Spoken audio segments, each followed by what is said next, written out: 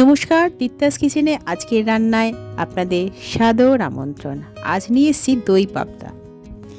বিয়েবাড়ির মতন সুস্বাদু দই পাবদা খুব কম সময়ে খুব সহজে বাড়িতেই কেমনভাবে রান্না করা যায় রইল তারই হদিশ। প্রথমে পাবদা মাছ কেটে ধুয়ে পরিষ্কার করে নিয়েছি পোস্ত বাটা, নুন এবং লঙ্কা দিয়ে কালো সর্ষে বেটে নিয়েছি, আর নিয়েছি জল ঝরানো টক দই। প্রত্যেকটাই একটু শুকনো ভাবেই বেটে নিয়েছি এবং টক দইয়েরও জল নেই। এছাড়া নিয়েছি অল্প কর্নফ্লাওয়ার, না থাকলে বেসনও নিতে পারেন। প্রথমে মাছের গায়ে আমরা হলুদ এবং নুন মাখিয়ে ভালোভাবে 10 মিনিটের জন্য রেখে দেব।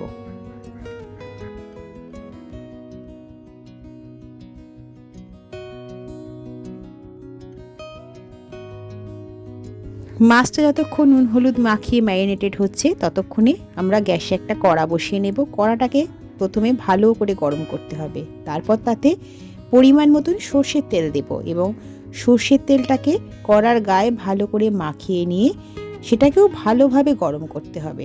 সর্ষের তেল যখন বেশ গরম হয়ে আসবে তখন তাতে অল্প করে নুন দিয়ে আবার একটু নাড়াচাড়া করে নিতে হবে। এই নুন দেওয়ার কারণে মাছটা কড়ার গায়ে লেগে যাবে না। এরপরে আঁচ কমিয়ে একটা একটা করে পাবদা মাছ ছেড়ে দেবো। একবারে বেশি মাছ আমরা ভাজবো না, 2-3টে মাছ একটু এপিট ওপিট অল্প লাল করে ভেজে তুলে নিতে হবে।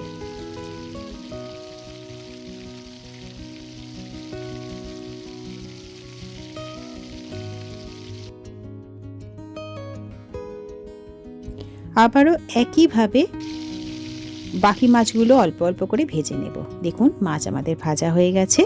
এরপরে একটা পাত্রে 1 থেকে 1.5 চামচ পোস্ত বাটা, সম পরিমাণে সর্ষে বাটা নিয়ে তাতে অল্প টক দই দিয়ে একটা নরম মিশ্রণ তৈরি করে নিতে হবে। মিশ্রণটা ভালো করে ফেটিয়ে নিতে হবে যাতে কোথাও কোনো প্রকার শক্ত কিছু না থেকে যায়। এরপর দইটাকেও ভালো করে ফেটিয়ে তাতে অল্প কর্নফ্লাওয়ার, যদি না থাকে বেসনও দিতে পারেন, দিয়ে ভালো করে ফেটিয়ে নিতে হবে। দুটোই ফেটানো হয়ে গেলে কড়াই যেটুকু তেল রয়ে গেছে তাতে অল্প পরিমাণে কালো জিরে এবং কাঁচা লঙ্কা ভেঙে ফোড়ন দেব এবং তারপরে সর্ষে পোস্ত বাটাটা এর মধ্যে দিয়ে দিতে হবে। মশলার বাটি ধুয়ে অল্প জল দিয়ে দেবে এবং এগুলোকে ভালোভাবে নাড়াতে হবে আঁচ মাঝারি রেখে। অল্প নাড়াচাড়া করার পরে এতে একে একে দিয়ে দিতে হবে হলুদ গুঁড়ো, কাশ্মীরি লঙ্কা গুঁড়ো এবং অল্প ঝাল লঙ্কার গুঁড়ো এবং অল্প নুন, কারণ সর্ষে বাটা এবং মাছ ভাজার তেলে আগে নুন দেওয়া হয়েছে। ঝাল লঙ্কার গুঁড়োটা বুঝে দেবেন, কারণ সর্ষের সাথে কাঁচা লঙ্কা বেটে দেওয়া আছে।